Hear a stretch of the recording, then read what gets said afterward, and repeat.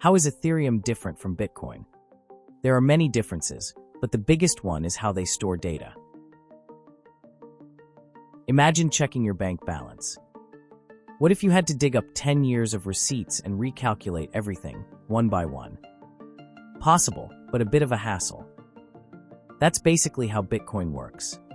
But Ethereum is different. It's like a modern banking app. No recalculating.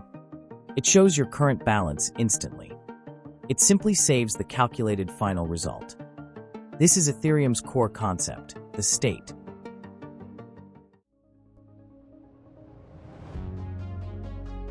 Blockchain is often described as a distributed database that stores transaction records. But in reality, it is a system that performs computations. Each block contains multiple transactions. A transaction is a user request to change Ethereum's state. It includes sending Ether, deploying new contracts, or executing existing ones. Blockchain goes beyond simple storage. It operates by executing transactions to update Ethereum's state.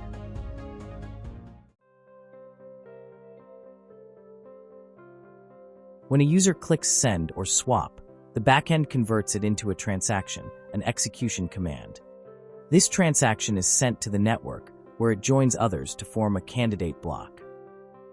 Once the block is formed, validators execute the transactions in order via the EVM to calculate the state changes.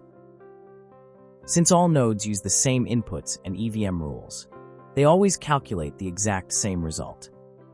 The network reaches consensus to officially recognize this result. The block is then added to the chain, and the new state is confirmed for everyone. So, a block isn't just a simple pile of data. It is the official record of state changes calculated from executing transactions.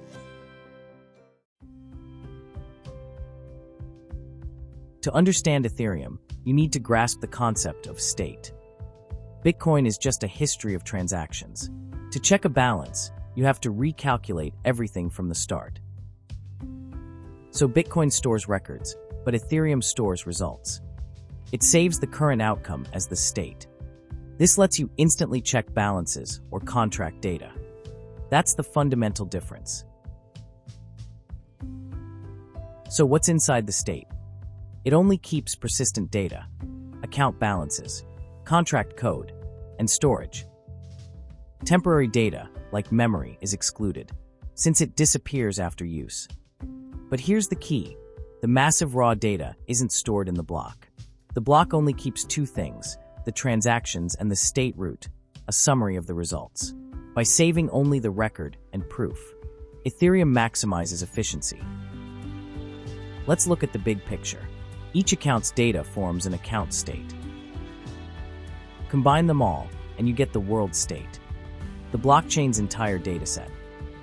Think of it as a snapshot of everything at a specific moment. Ultimately, the world state consists of accounts. They come in two types, EOAs and contract accounts. The state updates when they interact. First, EOAs are user-controlled, like your MetaMask wallet.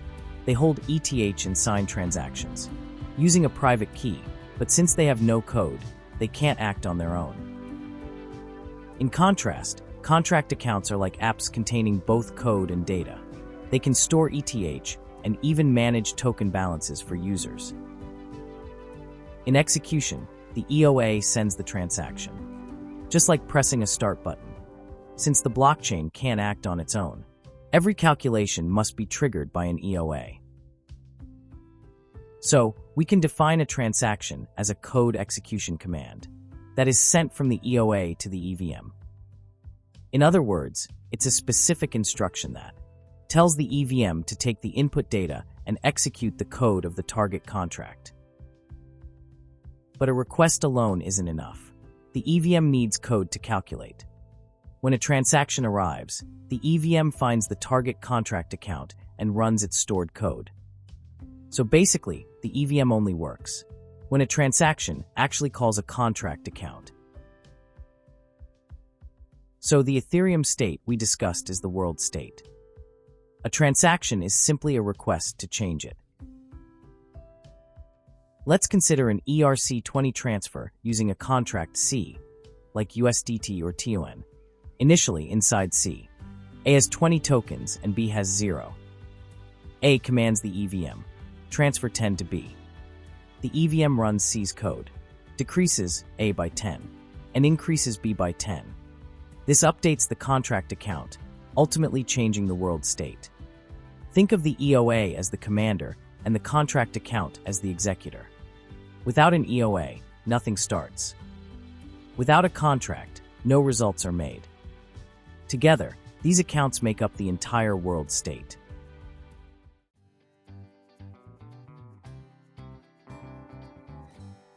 So, how do the EVM, state, and validators work together? When a transaction arrives, validators read it to set up the EVM environment. They load the target contract's code and gather inputs. While some data is in the transaction, most must be fetched from the Ethereum state. Validators might have the full history, but usually they download the latest state from others. Here's the problem. Blockchain is built on trusting no one. So, how can they verify if this downloaded data is real or fake? Ethereum organizes the world state in a special structure designed to verify data instantly. To understand this, we need to know two key concepts: the hash function and the Merkle tree. To verify Ethereum's state, you first need to understand hashing. It has three key features. The first is compression. No matter how huge the input is, the output is always a short, fixed-length string. The second is sensitivity. If you change even a tiny bit of input, the output becomes completely different. This lets you instantly spot any tampering. The third is irreversibility. You can never reconstruct the original data from the hash output. Ethereum uses hashes to verify the world state. Only the agreed official hash is stored on the blockchain. You can download data from anywhere, but you should never trust it blindly. The only standard is that on-chain hash. If you rehash your data and it doesn't match the official record, then it's definitely fake. But the world state is massive. Verifying every single item by hashing them one by one? Realistically, that's impossible. That's where the Merkle tree comes in. It pairs up values, hashes them, and repeats this upward until just one hash remains. The bottom data are called leaves, and the single final hash at the top is the Merkle root, or state root. It's named after its creator, and it actually looks like an upside-down tree. It allows us to safely manage tons of leaves, using just one summary value, the Merkle root. Imagine a world state with 8 data items. A Merkle tree makes this calculation much more efficient. We hash pairs, for times then 2, and finally 1. With just 7 hashes, we get the Merkle root, and only this final result goes on the blockchain. This applies to the world state too, no matter the size.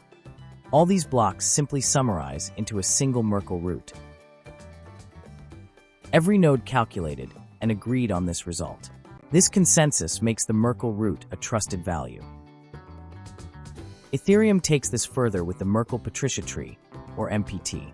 Unlike basic Merkle trees that just verify, MPT also handles fast search and updates. This structure produces the state root, a digital fingerprint representing the entire state at that exact moment.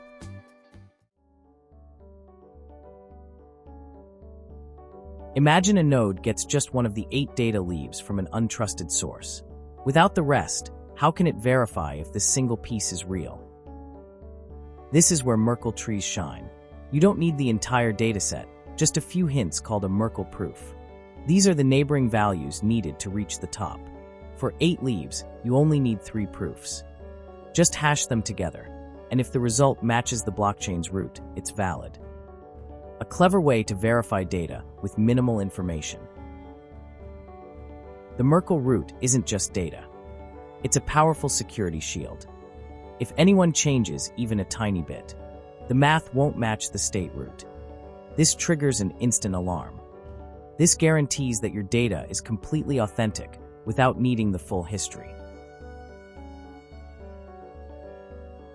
So, how does it all come together? Let's see the big picture.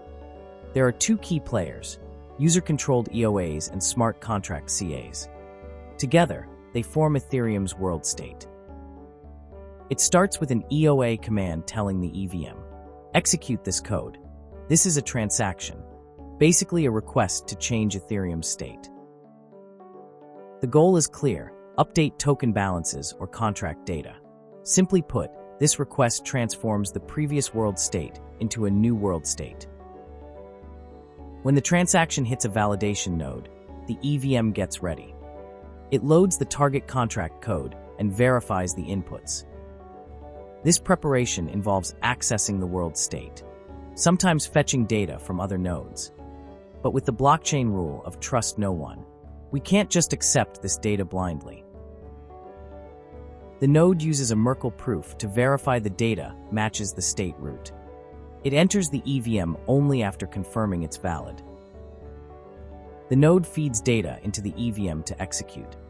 Once finished, a distinct new world state is created. With calculations done, the node rebuilds the Merkle tree using the updates. This produces the new top summary, the state root.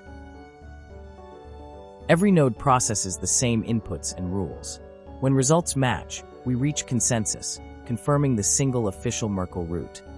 The transaction and resulting state root are packed into a block and added to the chain. This makes the state change an official record.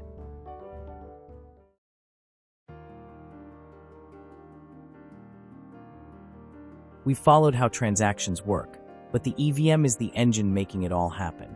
How does it structure commands, store code, and ensure global execution? Next time, we'll dive inside the EVM to uncover exactly how it computes and stores state.